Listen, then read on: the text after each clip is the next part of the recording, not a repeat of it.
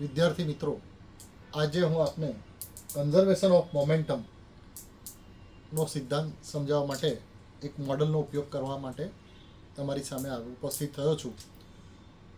આપણે જાણીએ છીએ કે ઉર્જા અથવા તો શક્તિ અલગ અલગ રીતે આપણે ઉત્પન્ન કરી શકીએ છીએ.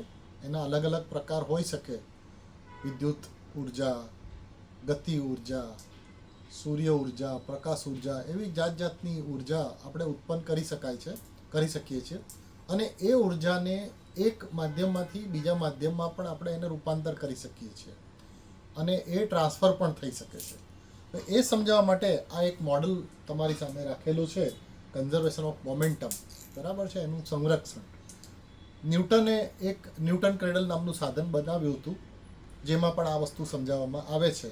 અહીંયા તમે જોશો તો એક આ સ્લાઇડ બનાવેલી છે, માર્બલ રેસ તરીકે એને નામ આપેલું છે. હું માત્ર અત્યારે એક માર્બલ આની અંદર નાખું છું અને એ એક જગ્યાએ સ્થિર થશે. હવે તમે જોશો તો બીજો માર્બલ એક રાખું છું. એને જ્યારે ટક્કર લાગે છે ત્યારે સ્થિર ઊભેલું માર્બલ, એટલે આ જે કાઇનેટિક એનર્જી છે એ બીજાને જ્યારે ટકરાય છે ત્યારે ટ્રાન્સફર થઈને બીજામાં જાય છે. અહીંયા હું ત્રીજો રાખીશ તો તમે જોયું કે એક જે સૌથી પહેલું મેં અહીંયાથી માર્બલ રિલીઝ કર્યું હતું એની કાઇનેટિક એનર્જી બીજામાં ટ્રાન્સફર થઈ અને બીજાની ત્રીજામાં ટ્રાન્સફર થઈ.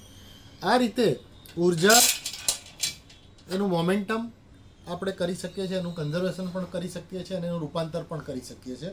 ન્યૂટને આ સિદ્ધાંત આવા બધા મોડલો બનાવીને ખૂબ સારી રીતે સમજાવ્યો હતો.